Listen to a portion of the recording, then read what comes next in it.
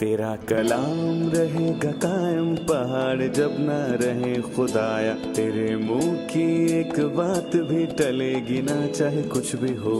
तेरी मान दिए है जिंदा सोने से भी कीमती, मेरा दिल ये दे गवाही है ये किताब अजीम। नाज़िल करे अपना कलाम, शिकस्ता दिलों को सुकून मिले, तारीखी दूर हो मेरी राहें रोशन कर। दिल अपना कलाम कसरत से ए खुदा बदल दे, रिहाई दे कसरत से फल मिला, कलाम रहेगा कायम पहाड़ जब न रहे। अजीज नाजरीन, मैं अयाद ज़रीफ आप तमाम देखने वालों को हमारे रोज़ के बाइबली मुतालियाती प्रोग्राम की नई किस्त में खुशामदीद कहता हूँ। नाजरीन, इस प्रोग्राम में हम बाइबल मुक़द्दस की तमाम किताबों यानी पैदाइश ता मुकाशफा रोज़ाना की बुनियाद पर मुताला पेश कर रहे हैं। आज हम पुराने अहद नामे में से यसाया की किताब के 60वें बाब का मुताला करेंगे। मैं याद दिला दूं कि पिछली किस्त में हमने 59वें बाब के मुताले से सीखा कि खुदा का हाथ बचाने को तैयार है, पर उसने लोगों की शरारत के सबब से उनको ना बचाया। तो भी मुस्तकबिल में लोग दिल से तौबा करके उसके पास लौट आएंगे और खुदा उनको बचाएगा, वो उनको बहाल करेगा और वो उसके साथ 1000 साल बादशाही में सल्तनत करेंगे। आज की किस्त के आगाज से पहले मैं खुदा के खादिम का खैर मकदम करना चाहूंगा। खुशामदीद भाई यूसुफ। बहुत शुक्रिया भाई। और स्टूडियो में आए हमारे दीगर मेहमानों को भी खुशामदीद। हम कुछ ही लम्हों में आज के मुताले का बाकायदा आगाज करेंगे। अपनी बाइबल मुकद्दस खोलिए और नोटबुक साथ रखिए, और अगर आपका कोई भी सवाल हो तो उसे लिखें और हमें अरसाल करें, हम इसका जवाब आपको जरूर देंगे। मिलते हैं एक छोटे से वक्फे के बाद।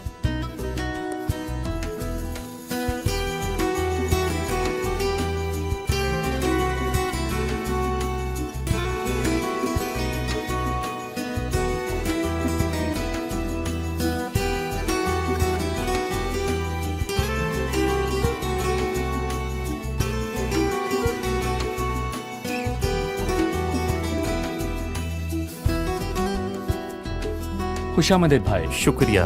हम नूर और रोशनी के 60वें बाब पर पहुंचे हैं, जो मुसीबत की तारीकी के बाद आता है। हमें 60वें बाब के मुतालिक कुछ बताएं और मजीद इसकी तकसीम के हवाले से भी बताइए। जैसा कि आपने कहा कि 60वें बाब में नूर और रोशनी बहुत नुमाया है। ये 10 मरतबा दोहराया गया। इसमें जलाल और शादमानी की बात हुई, और ये सब पिछले बाब की आखिरी आयत पर मबनी है। खास करके 20वीं आयत में सयून में उनके पास जो याकूब में खताकारी से बाज आते हैं एक फिदिया देने वाला आएगा। खुदावन चाहता है कि ये कौम तौबा करे। उसको उनकी तौबा का इंतजार है ताकि खुदावंद उनको उनके गुनाहों की वजह से मिलने वाली मुश्किलात से बचा ले। लिखा है, काश के तू मेरे अहकाम का शिनमा होता और तेरी सलामती नहर की मानंद होती। वो सब तकलीफ से बच सकते थे जो हजारों साल तक उन्होंने सही और सयून में और उनके पास जो याकूब में खताकारी करने से बाज आते हैं एक फिदिया देने वाला आएगा, क्योंकि उनके साथ मेरा वादा ये है। खुदावन फरमाता है, मेरी रूह जो तुझ पर है, यानी मेरा अहद, मेरी रूह, मेरी बातें, ये सब खुदावन से मुंसलिक हैं। और मेरी बातें जो मैंने तेरे मुंह में डाली हैं और तेरी नस्ल के मुंह से और तेरी नस्ल की नस्ल के मुंह से अब से लेकर अबद तक जाती ना रहेगी। खुदावन का यही इरशाद है। और एक बड़ा अहद जो यसाया 60 की बुनियाद है, 1 ता 7 आयत, यहाँ पर वाज़े तौर पर लिखा है कि यरूशलेम खुदावन का जलाल जाहिर करता है। और फिर 8 ता 14वीं आयत में फर्जंदों के वापस लौटने की बात की गई है और कौम से उनके ताल्लुक का जिक्र है। 15वीं आयत से लेकर बाब के आखिर तक मुस्तकबिल में यरूशलेम का जलाल है। पहली 7 आयात में यरूशलेम खुदा के जलाल को जाहिर करता है। जी, मैं चंद आयात पढ़ना चाहूंगा। आप हैरान न हो जब मैं कहूं कि अब इन आयात से गिरजाघरों में गाने के लिए कलीसिया और ईमानदारों के लिए गीत बनते हैं। उठ मुनव्वर हो, क्योंकि तेरा नूर आ गया और खुदावन का जलाल तुझ पर जाहिर हुआ।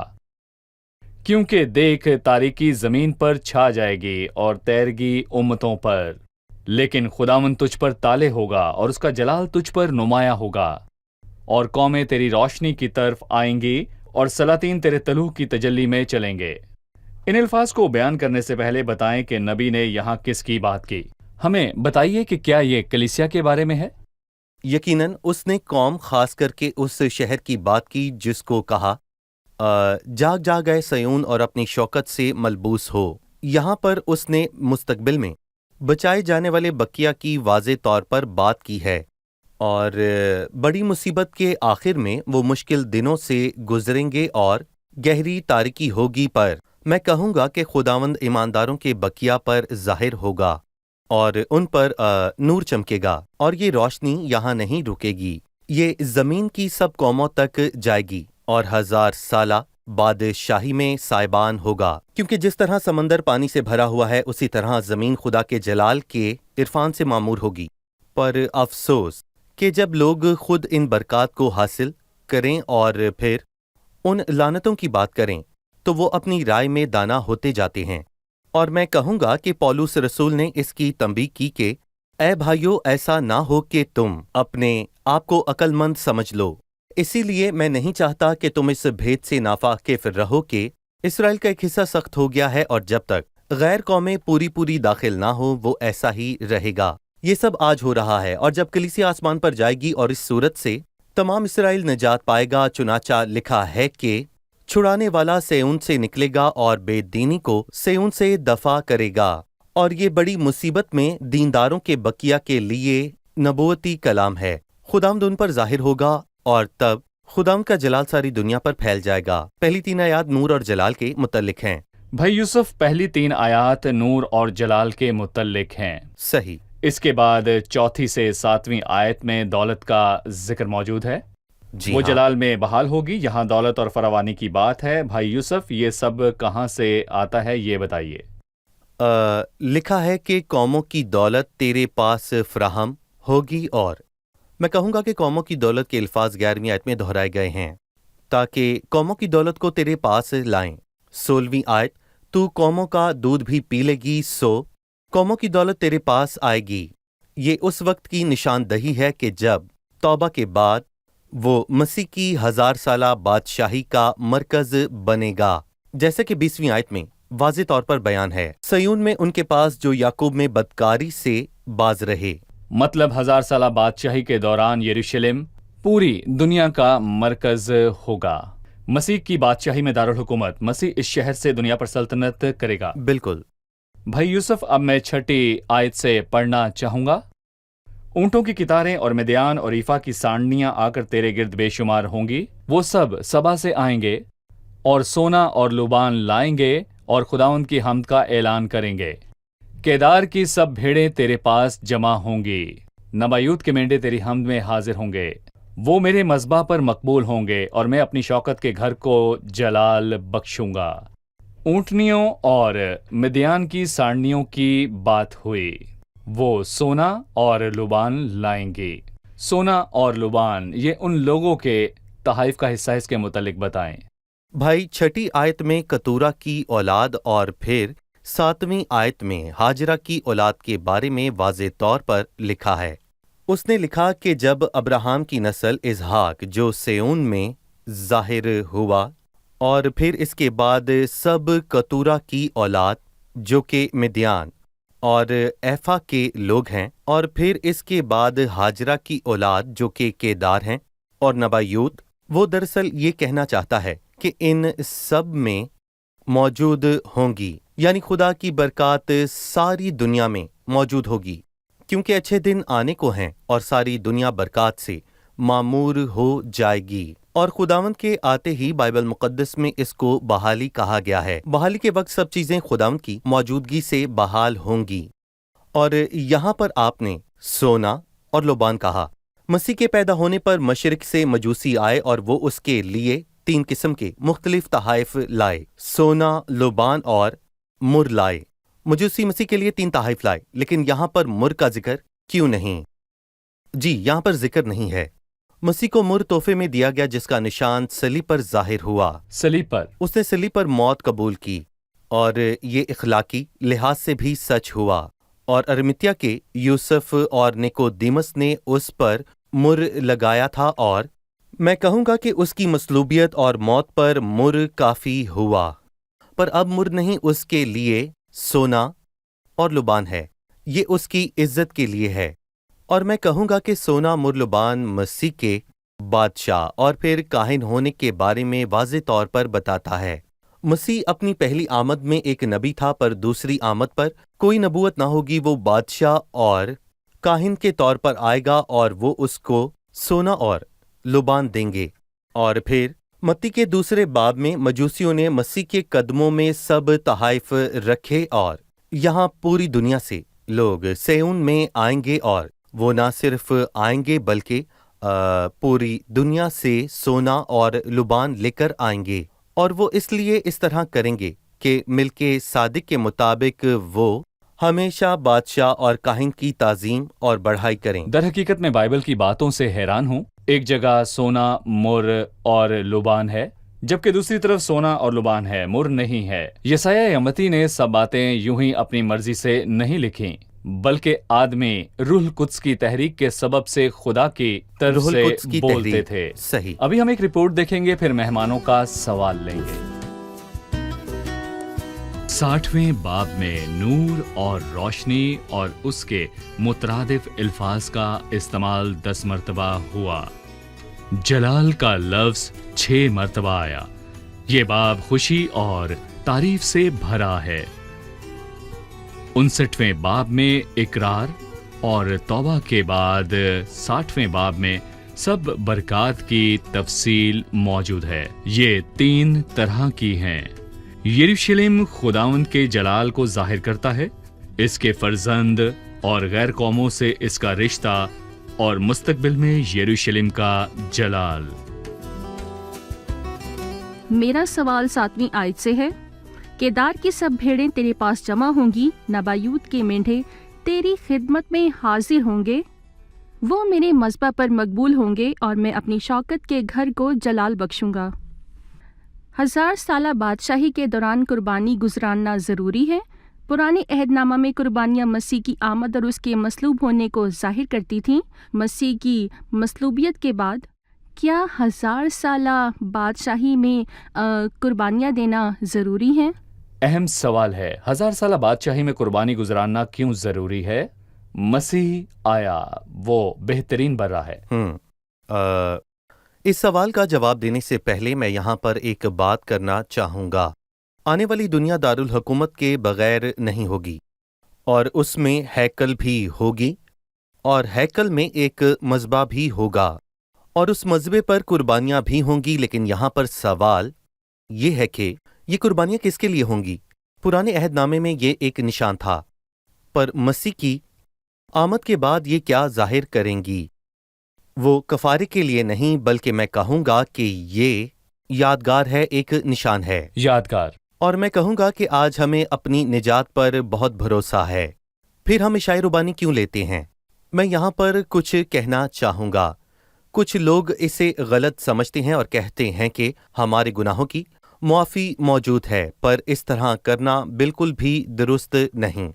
जब हमारे गुनाहों की मुआफ़ी हो चुकी है, तो फिर आज हम किसका शुक्र अदा करते हैं कि उसने हमारे गुनाह माफ़ किए हैं और गुलगता के मुकाम पर खून बहाया है। हम यादगार और शुक्रगुजारी के तौर पर इसमें शामिल होते हैं। हम मुआफ़ी के लिए शामिल नहीं होते। और हम 1000 साला बादशाही में, जैसे कि हिजकिय्याल के 40वें और 48वें बाब में खुदाम के घर के मुतालिक लिखा है कि 1000 साला बादशाही के दौरान कुर्बानियाँ गुजरानी जाएंगी। यहाँ पर उनका कफारे से क्या ताल्लुक है? मैं कहूँगा कि ये बस एक यादगार है। इसके जरिए वो उसका शुक्र अदा करते हैं जिसने उनको गुनाहों से बचाया। इन कुर्बानियों से कफारा नहीं होता, ये महज यादगार हैं, बिल्कुल जिस तरह हम इशाए रबानी लेकर मसीह के सलीब के किए काम को याद करते हैं। बिल्कुल। अब मैं 8वीं आयत से पढ़ूंगा। ये कौन है जो बादल की तरह उड़े चले आते हैं और जैसे कबूतर अपनी काबुक की तरफ? यकीनन जजीरे मेरी राह देखेंगे और तरसीस के जहाज पहले आएंगे कि तेरे बेटों को उनकी चांदी और उनके सोने समेत दूर से खुदावन तेरे खुदा और इसराइल के कदूस के नाम के लिए लाएं, क्योंकि उसने तुझे बुजुर्गी बख्शी है। भाई यूसुफ, इससे क्या मुराद है? बादल की तरह उड़े और कबूतर अपनी काबुक की तरफ। देखिए भाई, मैं कहूँगा कि जो मुसीबत के दौर में हैवान और झूठे नबी के हाथों मारे गए, वो पूरी दुनिया में परगंदा हुए और उन्होंने वापस आने का वादा किया और बादल की तरह और कबूतर की तरह मैं उस जुबान की रोशनी में। मैं यहाँ पर ये कहना चाहूँगा कि खुदा हवा में एक पुल बनाएगा और फिर मुख्तलिफ जगहों से अपने फर्जंदों को यरूशलेम में ले आए। ये कौन है जो बादल की तरह उड़ते चले आते हैं और जैसे कबूतर अपनी काबक की तरफ, और तेरे बेटों को उनकी चांदी और सोने समेत दूर से। और फिर यहाँ पर लिखा है, वो सारी दौलत कुछ लश्करों के खुदावंद को देंगे, इसराइल के कदूस के लिए, क्योंकि उसने तुझे बुजुर्गी बख्शी। जैसे खुदावंद अपने लोगों को मिस्र से निकाल लाया, वो अपने साथ बहुत सामान लाए। वो कौमों में से अपने लोगों को निकाल लाया। दौलत जी की हाँ, फरावानी होगी। सही। यहाँ पर इससे मुराद वो लोग हैं जो बड़ी मुसीबत से निकलकर 1000 साला बादशाही में दाखिल होंगे। मैंने ठीक कहा भाई यूसुफ? बाइबल मुकद्दस में दीनदार बकिया का बयान है, जिनको मसीह के सबब से छोटे भाई कहा गया। सही। 10वीं आयत में बेगानों के बेटे कौन हैं? और बेगानों के बेटे तेरी दीवारें बनाएंगे और उनके बादशाह तेरी खिदमत गुजारी करेंगे। अगरचे मैंने अपने कहर से तुझे मारा, पर अपनी मेहरबानी से मैं तुझ पर रहम करूंगा। सब कौमें खुशी से खुदावंद का घर और शहर की दीवारें बनाएंगे, और जब लोग असीरी से वापस आए तो उन्होंने गैर अक़वाम के साथ शराकत ना की।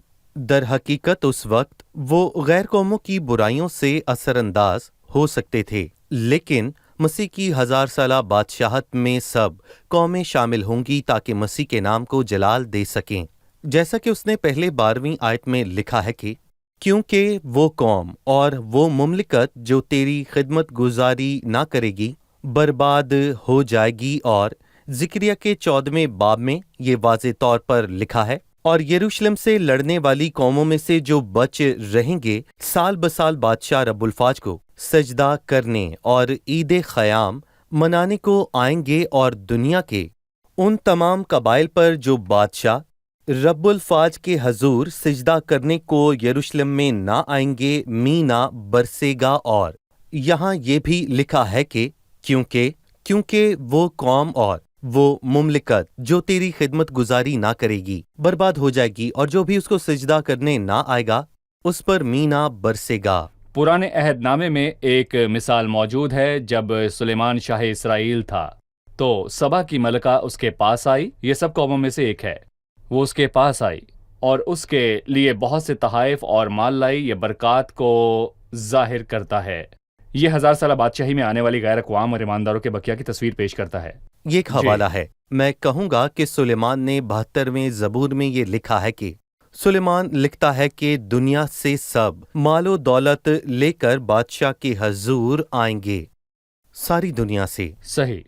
भाई यूसुफ 13वीं आयत पर अपनी राय दीजिए। लबनान का जलाल तेरे पास आएगा, सरो और सनोबर और देवदार सब आएंगे ताकि मेरे मुक़द्दस को आरास्ता करें, और मैं अपने पाँव की कुर्सी को रौनक बख्शूंगा। भाई यूसुफ, इससे क्या मुराद है?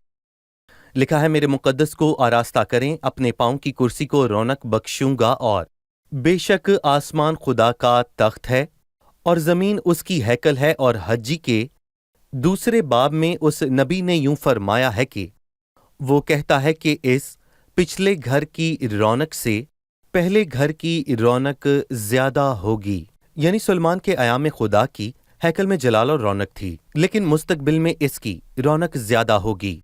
हज्जी के 2 बाब में नबी हज्जी ये कहता है कि पिछले घर की रौनक से पहले घर की रौनक ज्यादा होगी, और फिर सुलेमान के अयाम में हैकल में रौनक थी, पर मुस्तकबिल में आने वाली रौनक इससे कहीं ज्यादा होगी।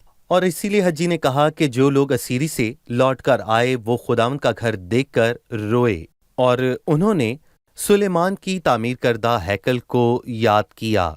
वो नई हैकल से ज्यादा अजीम थी और वो रोए, और खुदावंद ने उनको तसल्ली दी और उनसे ये कहा कि ये घर पुराने घर की तरह अजीम नहीं, मगर एक दिन सुलेमान के तामीर करदा घर से बड़ा घर तामीर होगा। बेशक खुदा अपने वादों का सच्चा है।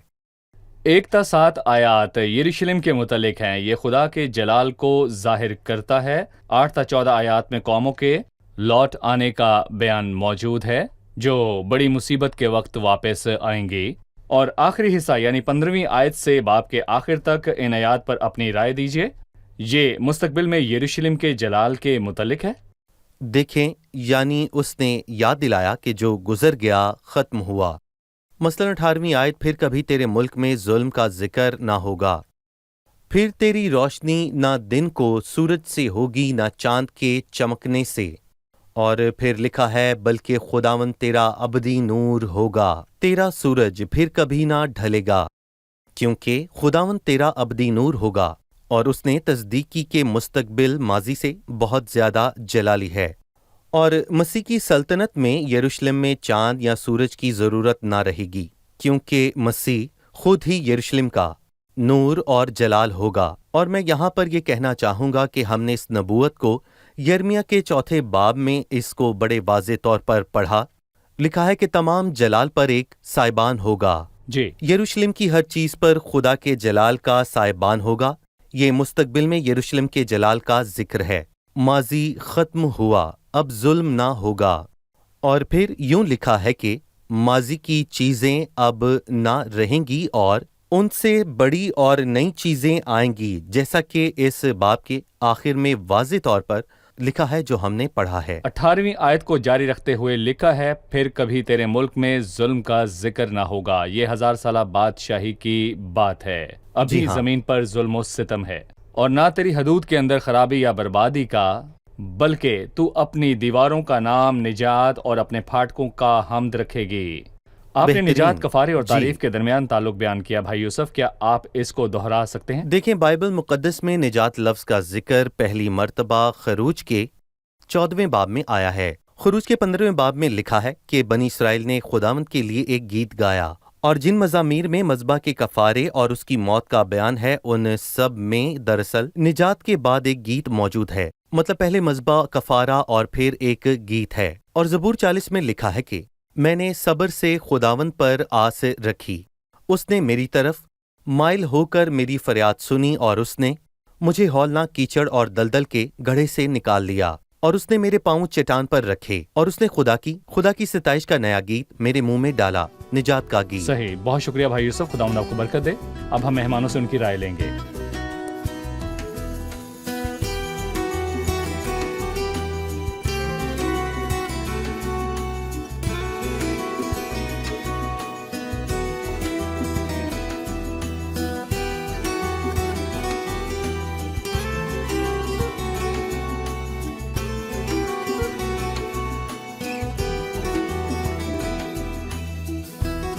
आप तैयार हैं? आज की किस्त में हमने 60वें बाब से सीखा, मुस्तकबिल में यरूशलेम का जलाल खुदा के जलाल को जाहिर करता है। फिर कौम के लौटने की बात हुई, उसके साथ गैर कौमें भी लौट आएंगी। मैं 5वीं आयत में इस्तेमाल हुए अल्फाज के बारे में जानना चाहता हूँ। कौमों की दौलत तेरे पास फराहम होगी, मदियान और ईफा की सांडनियाँ वो सब सबा से आएंगे, और सोना और लुबान लाएंगे, और खुदाउन की हम्द का ऐलान करेंगे। मैं आपसे जानना चाहूंगा कि यहाँ सोना और लुबान किसको जाहिर करता है? सोना और लुबान वो तहाइफ हैं जो मजूसी मसीह की पैदाइश पर लाए। वो सोना, मुर और लुबान लाए। यहाँ पर सोना और लुबान का जिक्र है। 1000 साला बादशाही में ये होगा। मसीह ने सलीब पर मुर यानी मौत ली। सही, मसीह ने मुर यानी सलीब पर मौत को कबूल किया। मुस्तकबिल में अब सोना इसलिए कि वो बादशाह है, और लुबान के वो काहिन है, उसको देंगे। भाई यूसुफ? जी हाँ। ठीक है। बाइबल मुकद्दस की एक एक बात सच्ची और बरहक है। इसमें कुछ भी यूं ही नहीं लिखा। 1000 साला बादशाही में कुर्बानियां भी की जाएंगी। 7वीं आयत है, केदार की सब भेड़ें तेरे पास जमा होंगी, नबायूत के मेंढे तेरी हम्द में हाजिर होंगे। वो मेरे मज़बा पर मकबूल होंगे, और मैं अपनी शौकत के घर को जलाल बख्शूंगा। जब मसीह ने सलीब पर कुर्बान होकर अपनी जान दी, तो अब 1000 साला बादशाही में कुर्बानियां क्यों हों? पुराने अहदनामे में ये मसीह की आमद का निशान थी, लेकिन ये कुर्बानियां क्यों होंगी? पुराने अहदनामे में ये एक निशान थे। مستقبل میں 1000 سالہ بادشاہی میں یہ کفارے کے لیے نہیں بلکہ ایک یادگار کے طور پر ہوں گے، بالکل جیسے ہم کلیسیا کے ایام میں کرتے ہیں۔ ہم ہر اتوار اکٹھا ہوتے اور خدا کی میز میں شامل ہوتے ہیں، لیکن یہ کفارے کے لیے نہیں، مستقبل میں یہ ہوگا۔ صحیح، یہ قربانیاں ایک یادگار کے طور پر ہوں گے۔ جی ٹھیک ہے، 8ویں اور 10ویں آیت کا بتائیے، یہ کون ہیں جو بادل کی طرح اڑے چلے جاتے ہیں اور جیسے کبوتر اپنے قابو کی طرف؟ ہمیں بتائیں یہ کون ہیں۔ اور بیگانوں کے بیٹے تیری دیواریں بنائیں گے۔ بیگانوں کے بیٹے کون ہیں؟ 8ویں آیت میں ایمانداروں کے بقیہ کا ذکر ہوا جو 1000 سالہ بادشاہی میں آئیں گے۔ بیگانوں کے بیٹے قوموں کے لوگ ہیں، وہ بھی 1000 سالہ بادشاہی میں داخل ہوں گے۔ مسیح کی 1000 سالہ بادشاہی میں یروشلم کے لوگوں کے ساتھ غیر ساتھ قوموں کے لوگ، غیر قوم کے لوگ بھی ہوں گے۔ ٹھیک ہے بھائی یوسف؟ وہ جھوٹے نبی کے ظلم سے بچ کر بھاگے اور ہم نے ان کے لوٹنے کے سفر کے متعلق پڑھا۔ ٹھیک ہے، بہت شکریہ، خداوند آپ کو برکت دے۔ بھائی یوسف آپ کا بھی خدا شکریہ، کو برکت اگلے دے۔ پروگرام میں پھر آمین۔ ملیں گے۔ عزیز ناظرین، خداوند کے نام کو جلال ملے، وہ کافی ہے۔ صلیب پر اس کا کام میرے اور آپ کے اور سب قوموں کے لیے کافی ہے۔ مستقبل میں خداوند اس قوم کو بحال کرے گا۔ وہ مسیح کے صلیب پر کیے کام پر تکیہ کریں گے۔ جو بھی مسیح کے پاس آئے وہ اپنے نور سے اس کو منور کرے گا۔ جو بھی آئے، میری دعا ہے کہ آپ اور آپ کا خاندان مسیح کے نور کو قبول کریں تاکہ آپ کی زندگی منور ہو۔ اگلی قسط میں آپ سب سے پھر ملاقات ہوگی۔ خداوند آپ کو برکت دے۔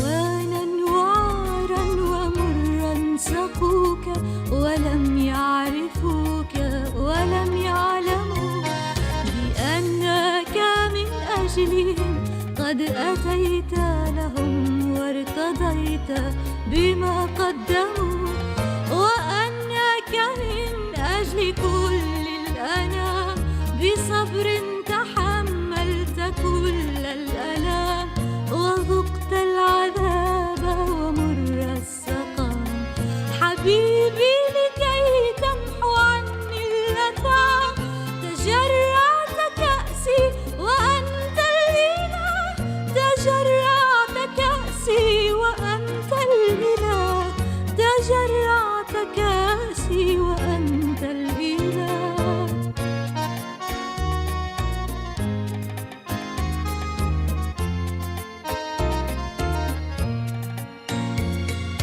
حبيبي وأنت الذي ما فعلت رديا جعلت لأجلي ردي كشاة تساق إلى الذبح سرت وكاللص صرت أيا سيدي فيا لي من آثم معتدي ويا لك من غافر مفتدي تدق يداه فداء يدي فماذا أرد لك سيدي وأنت العلي وأنت الإله لك القلب وديه طول الحياة لك القلب وديه طول الحياة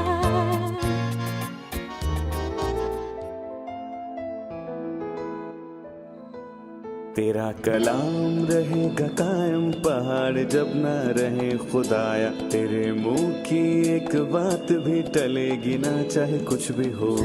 تیری مانند یہ ہے زندہ سونے سے بھی قیمتی، میرا دل یہ دے گواہی ہے یہ کتاب عظیم، نازل کرے اپنا کلام شکستہ دلوں کو سکون ملے، تاریکی دور ہو میری راہیں روشن کر، دل اپنا کلام کثرت سے اے خدا بدل دے، رہائی دے کثرت سے پھل ملاؤ۔ کلام رہے گا قائم پہاڑ جب نہ رہے خدایا، تیرے منہ کی ایک بات بھی ٹلے گی نہ چاہے کچھ